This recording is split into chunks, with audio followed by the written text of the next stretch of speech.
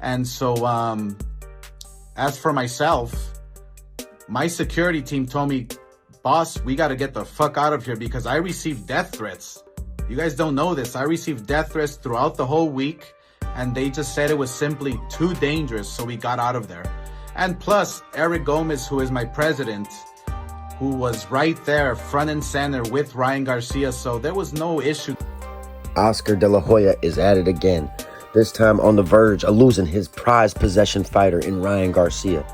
Oscar De La Hoya just cannot help himself. He always has to get in the mix with his opinion and can't just take accountability for being a horrendous promoter. I feel bad for Ryan Garcia. Ryan Garcia thought that Oscar De La Hoya had his back throughout his whole career, but it was all a facade. Oscar De La Hoya never had faith in Ryan Garcia to begin with. He said to people that he would lose to Gervonta Davis even before the fight happened, that he wasn't ready. Oscar De La Hoya won't just let Ryan had to grieve after that fight. He should let Ryan, have his moment. And Ryan's trying to get back in confidence, but no. Instead, Oscar De La Hoya wants to bash Ryan Garcia and make it seem like he's not taking any accountability. But really, Oscar, how could you leave your fighter at the post-press conference by himself? And then you're going to tell people that you received death threats. That is a real pussy move by Oscar De La Hoya. He needs to be a man and be a better promoter. That is horrible. That is sickening by Oscar De La Hoya. He needs to understand that. It's only a matter of time before Ryan Garcia leaves and finds himself a better promoter. If I were him, I would go to Al Heyman or I'd go to Top Rank. He's got plenty of options. But I would get the hell out of town with Oscar De La Hoya because Oscar De La Hoya is gonna make Ryan Garcia's career go down the tubes. And it's looking like with Derek James that things are gonna start getting positive. I think that shows a sign that he might be headed with Al Heyman.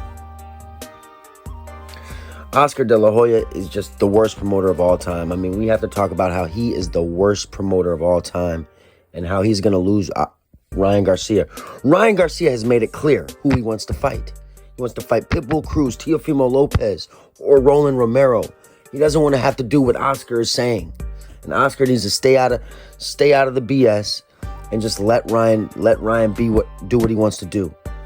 Oscar De La Hoya, shame on you. In other fight news, Naoya Inoue posted a video of him sparring someone that I don't know who he was sparring with, but he was beating the piss out of him. Now, a lot of my friends have asked me, who do I like in this Stefan Coolboy, Steph Fulton versus the Naoya Inoue fight for the super bantamweight title of the world? And here's what I've been telling people. I've been telling people that, Inoue started at 118, and he started at junior bantamweight. And Stefan Fulton is 122 pounds. He's a super bantamweight. So Stefan Fulton is the much naturally bigger man. And he is a hell of a boxer. He's from the mecca of boxing, Philadelphia, Pennsylvania. And this young kid is really, really good. He is an elite level fighter, definitely a top level guy. And I think he has a lot to prove in this fight because a lot of people are saying that Inoue is a huge favorite. However, the huge problem in this fight, for me specifically, is that the fight is taking place in Japan. For those of you who don't understand boxing, let me break it down. When you fight in Europe against a champion, or when you fight in Japan against a champion, you need to dominate a fight in order to get a decision.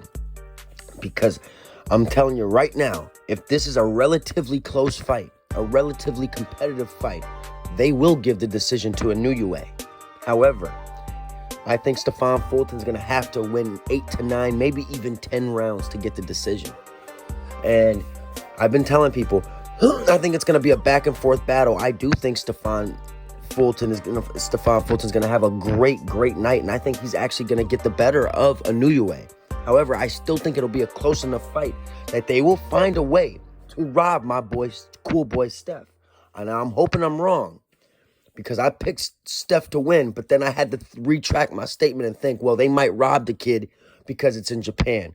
But I will be pulling for cool boy Steph the whole way through, baby. Let's go.